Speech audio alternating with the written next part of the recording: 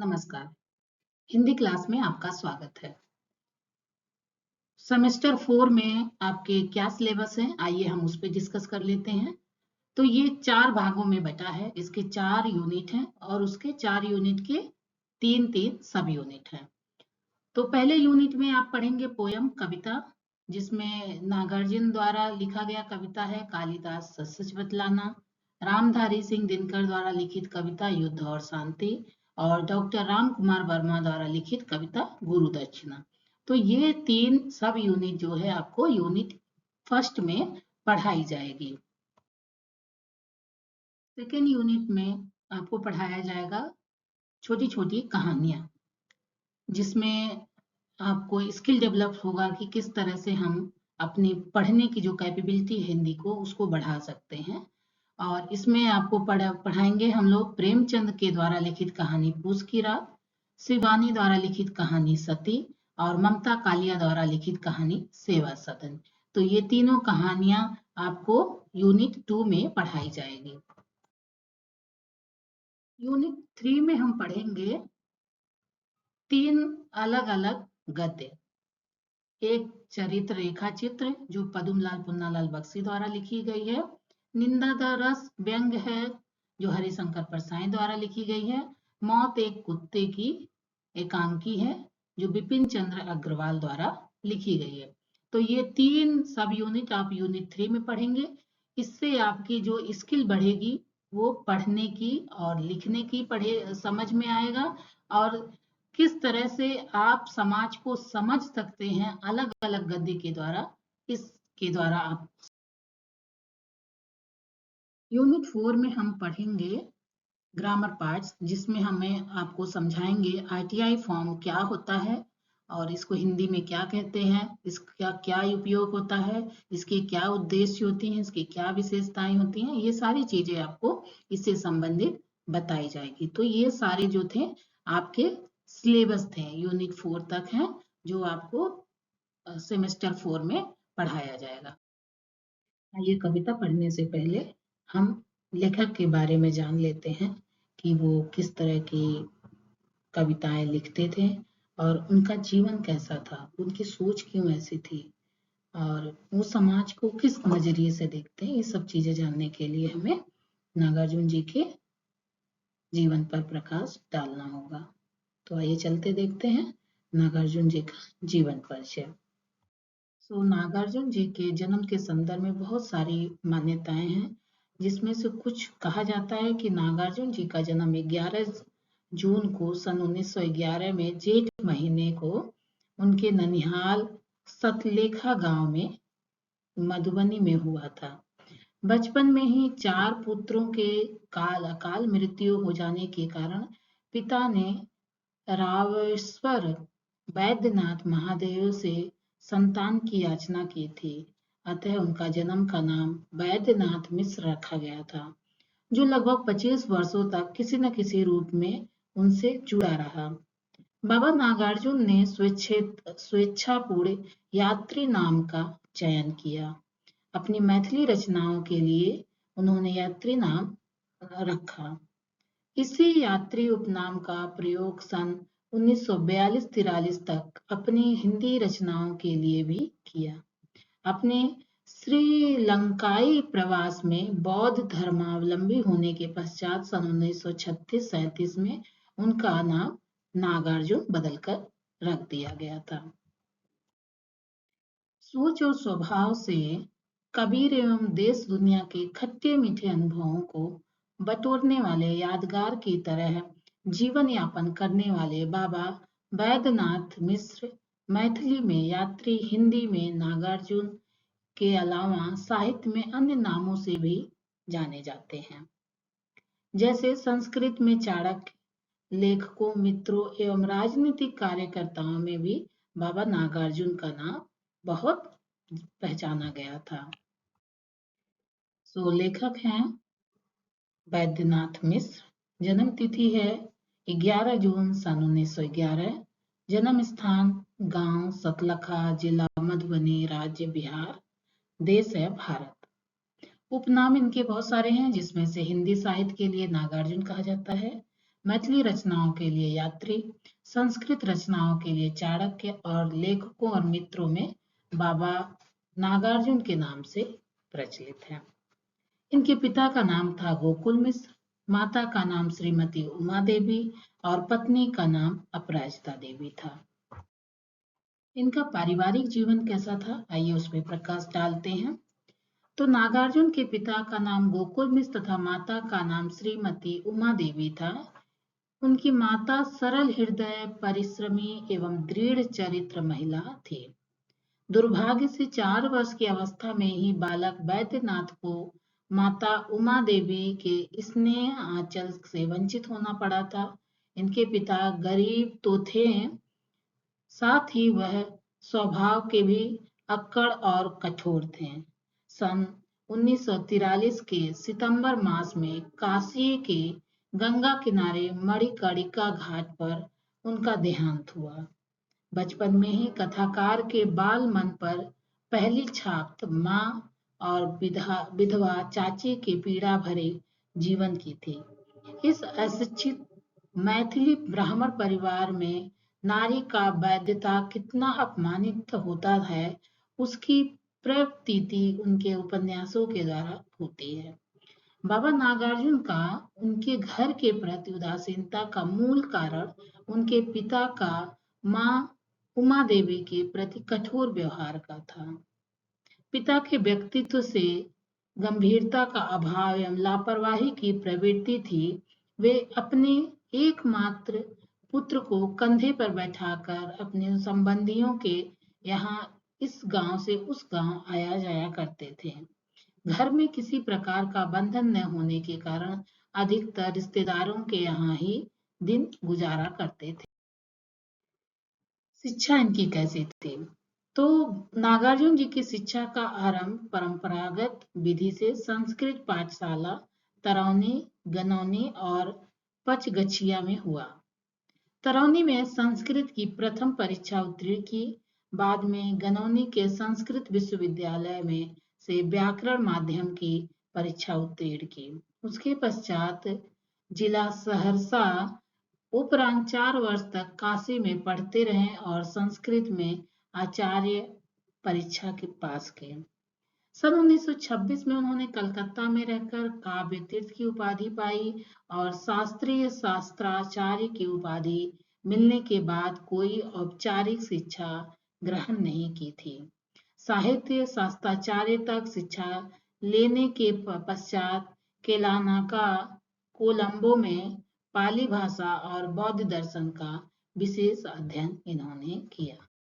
आइए देख लेते हैं इनका वैवाहिक जीवन कैसा रहा। तो नागार्जुन जी का विवाह सन 1931 ईस्वी में हीरपुर ववसी टोले के निवासी कृष्णकांत झा की पुत्री अपराजिता देवी के साथ संपन्न हुआ था। ससुर की मृत्यु के पश्चात 1943 से अपराजिता देवी स्थायी रूप से पति गृह तरौनी में रहने लगी थी। इधर लगभग 9 वर्ष तक घुमक्कड़ी जीवन व्यापन करने के पश्चात नागार्जुन भी सन 1943 में तरौनी अपने पैतृक घर वापस आ गए थे। मृत्यु नागार्जुन जी की लंबी अवधि तक बीमारी रहने के पश्चात 5 नवंबर 1998 ईस्वी को इस असाधारण कवि की जीवन यात्रा पूर्ण हुई। हिंदी और मैथिली साहित्य में दिए गए उनके अवदानों को भी कभी भुलाया नहीं जा सकता। हिंदी समाज साहित्य उनकी स्मृति को सदा सर्वदा याद करते हुए धन्यवाद का सुखद अनुभव करेगा। तो इनके जीवन को जानने के बाद अब आइए इनके लिखी कविता कालिदास सच सच बतलाना को हम समझते हैं। चलिए, तो आज हम सिलेबस अपना शुरुआत करते हैं कालिदास से, जो नागार्जुन द्वारा लिखा गया है, कालिदास सच सच बतलाना। तो इस पे हम आज चर्चा करते हैं और देखते हैं कि नागार्जुन कालिदास के बारे में क्या हमें समझाते हैं। तो ये है नागार्जुन द्वारा रचित कविता कालिदास का सार या उसका उद्देश्य। ये कविता आपको क्यों पढ़ाई जा रही है, इस कविता के पीछे क्या उद्देश्य है, ये आपको इस कहानी के द्वारा बताई जाएगी। तो उसका सार हम पहले समझ लेते हैं, उसके बाद हम कविता पे चलते हैं। तो नागार्जुन जी प्रगतिवादी काव्य धारा के प्रतिनिधि कवियों में से एक माने जाते हैं। बाबा नागार्जुन को भावबोध और कविता के मिजाज के स्तर पर सबसे अधिक निराला और करीब के साथ उनको जोड़कर देखा जाता था। नागार्जुन के साथ काव्य में अब तक की पूरी भारतीय काव्य परंपरा को जीवित रूप में देखा जा सकता है। उनका काव्य अपने समय और परिवेश की समस्याओं, चिंताओं एवं संघर्ष से प्रत्यक्ष जुड़ाव तथा लोक संस्कृति एवं लोक हृदय की गहरी पहचान से निर्मित है। उनका यात्रीपन, जो घूमने की उनकी प्रवृत्ति थी, भारतीय मानस एवं विषय वस्तु को समग्र और उसको साधक बनाने में काफी जो है सहयोग दिए हैं। नागार्जुन जी भारतीय मिट्टी से बने हुए आधुनिक कवि हैं। प्रोफेसर मैनेजर पांडे ने उनके लिए जनवादी शब्द कहते हुए उनको जो है जवाबदेही को स्पष्ट किया है। नागार्जुन जी की कविता विद्वानों के लिए भी है और किसानों के लिए भी है। गहन संवेदनाओं को अभिव्यक्त करती उनकी कविताएं मानव प्रेम तथा प्रकृति के मनोरम चित्र भी प्रस्तुत करती है। कालिदास शीर्षक से प्रकाशित उनकी कविता में उन्होंने कविताओं में जो रचना प्रक्रिया का प्रकाश डाला है। नागार्जुन जी का मानना है कि जब भी कोई कवि काव्य सृजन करता है तो उसके कथानक और उसके पात्र उनके अपने जीवन को गहराई तक प्रभावित करते हैं। उन पात्रों का सुख और दुख कवि का अपना सुख और दुख बन जाता है। कवि पात्रों की पीड़ा के माध्यम से अपनी पीड़ा का ही चित्रण करते हैं। आचार्य रामचंद्र शुक्ल ने इस स्थिति को बड़े ही साधारण शब्द नाम दिया है, कालिदास कविता का सार आपने जो देखा। इस कविता में नागार्जुन संस्कृत के महाकवि कालिदास के माध्यम से कविता की रचना प्रक्रिया की बात कहते हैं। कालिदास अपने महाकाव्यों में जिन पात्रों की पीड़ा को अपने हृदय में अनुभव किए हैं, कालिदास ने के जिन महाकाव्यों का उदाहरण यहाँ नागार्जुन दे दिए हैं, वे इस प्रकार हैं। रघुवंश अज और इंदुमती के बारे में है। कुमार संभव कामदेव और रति के बारे में है। मेघदूत यक्ष और उनका विरह। तो आइए चलिए हम देखते हैं रघुवंश का प्रसंग। महाकवि कालिदास की कविता का प्रथम अनुच्छेद रघुवंश महाकाव्य के प्रसंग पर आधारित है।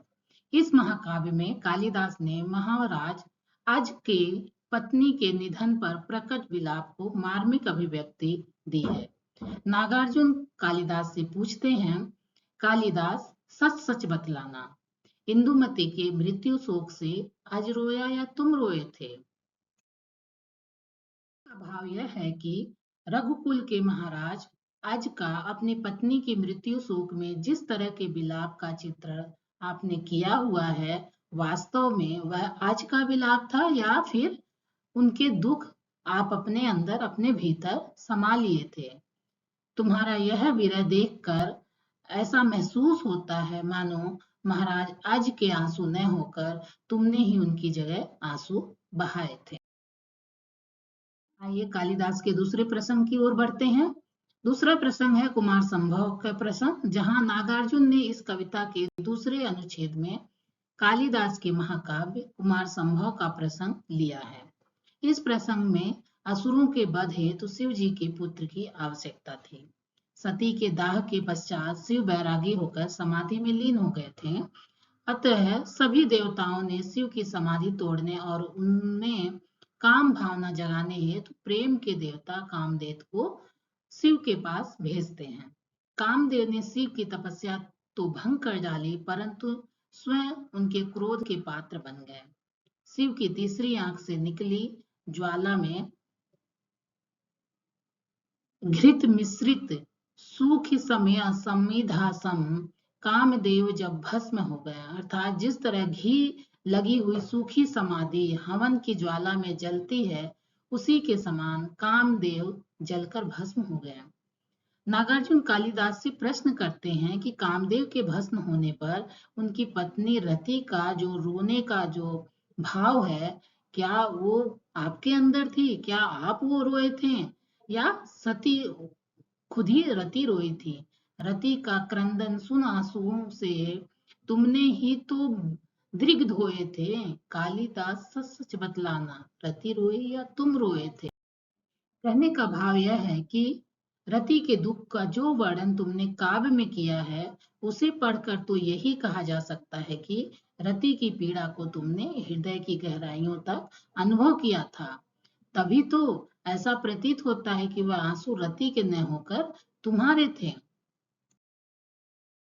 आगे मेघदूत का प्रसंग है। कालिदास कविता का तीसरा अनुच्छेद मेघदूत महाकाव्य के प्रसंग पर आधारित है। मेघदूत कालिदास की विरह काव्य का है एक हिस्सा है। इस परिप्रेक्ष्य में वह कथा है कि यक्ष अपनी प्रियतमा को बहुत चाहता था। वह प्रियतमा के प्रेम में इतना डूब जाता है कि अपने स्वामी धन के देवता कुबेर की सेवा में गलती कर बैठता है। कुबेर क्रोधित होकर यक्ष को एक वर्ष पृथ्वी पर रहने का विशाप दे देते हैं। यक्ष पृथ्वी पर आता है, परंतु वर्षा ऋतु प्रारंभ होते ही और आकाश में काले घटाओं के घुमड़ते ही यक्ष का मन प्रियतमा के लिए विरह में व्याकुल हो उठता है। वह चित्रकूट पर्वत से बादलों को अपना दूत बनाकर प्रियतमा तक अपना संदेश पहुंचाता है। नागार्जुन कालिदास के इस कविता के द्वारा पूछते हैं कि उन पुष्कर व मेघों का साथी बनकर उड़ने वाले कालिदास सच सच बतलाना, पर पीड़ा से पर हो, थक थक कर और घूर घूर हो, अमल धमल गिरी के शिखिर पर प्रिय पर तुम कब तक सोए थे, रोया यक्ष की तुम रोए थे। कहने का भाव यह है कि यक्ष की तरह विरह पीड़ा को कालिदास ने भी तभी भोगा होगा, नहीं तो यह काव्य वो कैसे लिख सकते थे। निष्कर्ष रूप में हम यह कह सकते हैं कि इस प्रकार नागार्जुन इस कविता के माध्यम से यह बताना चाहते हैं कि कोई भी कवि जब तक दूसरे के भावों को अपने में धारण नहीं कर लेता, तब तक वह एक अच्छा कवि या अच्छा लेखक नहीं बन पाता है। उसकी पीड़ा को वह नहीं समझ पाता है। नागार्जुन की यह कविता सुमित्रा नंदन पन्त के इन पंक्तियों के साथ सार्थक सिद्ध होती है। वो कहते हैं, वियोगी होगा पहला कवि, आह से उपजा होगा गान, उमड़ कर आंखों में चुपचाप बही होगी कविता अनजान। तो इस प्रकार यह यहाँ पे कविता समाप्त। कालिदास की अगर हम भाषा की बात करें तो कालिदास की कविता छोटे होते हुए भी शिल्प की दृष्टि से अत्यंत महत्वपूर्ण है। इनकी भाषा सरल, प्रवाह पर युक्त एवं मधुर है। जैसे इनकी कविता हमने पढ़ी तो और कविता पढ़ के यह महसूस हुआ कि ऐसी कोई कठिनाई नहीं है जो हम इनकी भाषा को ना समझ पाए।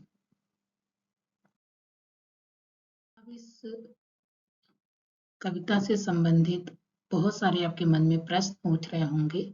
उन प्रश्नों को मैं इस तरह से आपको समझा देती हूँ ताकि आपको कोई कठिनाई ना हो। प्रश्नों को किस तरह से बनाया जा सकता है या प्रश्न किस तरह से बन सकते हैं, आइए हम उसको भी समझ लेते हैं। तो इसमें इस तरह से प्रश्न बनाए जा सकते हैं कि कालिदास सच सच बतलाना कविता के लेखक कौन है, तो आप लोग लिखेंगे कि नागार्जुन। और आज की पत्नी का नाम क्या था, तो इंदुमती। कालिदास सच सच बतलाना कौन कह रहा है, तो आप लोग बताएंगे कि नागार्जुन जी बता रहे हैं। शिव जी के कौन सी आंख से महाज्वाला निकलती थी, तो उनकी तीसरी आंख है, जो जब वो बहुत गुस्सा हो जाते हैं तो तीसरी आंख से ज्वाला निकलती है। तो ये आप लोग इसके उत्तर में लिखेंगे। और चौथा है कि कामदेव को शिव जी ने क्यों भस्म कर दिया, तो जैसा बताया गया था कि कहानी है कि शिव जी की पत्नी मर गई थी और वो वैराग्य ले लिए थे, लेकिन सभी देवता ये चाहते थे कि शिव जी वैराग्य ना लें, इसलिए सब लोगों ने एक षड्यंत्र रचा और कामदेव को उनके मन में प्रेम भाव जगाने के लिए भेजा। जब शिव जी ध्यान में मग्न थे, कामदेव जाके ऐसा बाण चलाते हैं कि उनमें उनके मन में जो प्रेम भाव की भावना जगे। लेकिन उनकी तपस्या को जब लोग भंग कर देते हैं तो उनको बहुत गुस्सा आता है और इसी के चपेट में आके जो है शिव जी ने उनको तीसरी आंख से भस्म कर दिया था। तो ये आप अपने उत्तर में इस तरह से व्याख्या करके जितने प्रश्न जितने मार्क्स का होगा आप उसी के अकॉर्डिंग सेंटेंस में भी उत्तर लेंगे। जैसे 1 मार्क्स में 1 वर्ड लिखना ठीक है, लेकिन अगर 2 मार्क्स में आता है तो आप 2-3 पैराग्राफ लिखिए। अगर 5 मार्क्स में आता है तो आप 5-6 पैराग्राफ लिखिए। तो इस तरह से आप अपने क्वेश्चन को शिक्षक को समझा सकते हैं। जैसे कालिदास कविता में यक्ष प्रसंग में किस माह का वर्णन किया गया है, तो आप उसमें लिखेंगे आषाढ़ के महीने का वर्णन किया गया है। कालिदास सच सच बतलाना कविता में शिव की तपस्या को किसने भंग कर डाली थी, या इस तरह से भी बता सकते हैं कि शिव जी की तपस्या को भंग करने की कहानी किस कविता में बताई गई है। तो ये 2 तरह से प्रश्न पूछे जा सकते हैं। दोनों का उत्तर आप समझ सकते हैं। अगर आप प्रश्न पढ़ेंगे तो आपको उत्तर समझ में आ जाएगा। जैसे इस प्रश्न का उत्तर है कामदेव। रति की पीड़ा को किसने हृदय की गहराइयों तक अनुभव किया था? जैसे कि बताया कि कवि ही कहता है कि कालिदास जो है ऐसी कविता लिखी है, ऐसा दर्द लिखे हैं, लगता है कि कालिदास खुद ही उस पीड़ा को अनुभव किए हैं। रति किसके भस्म होने पर रोई थी? तो आप आंसर लेंगे कामदेव के अपने पति के भस्म होने। इतना ही। अगली क्लास में हम दूसरी कविता को पढ़ेंगे।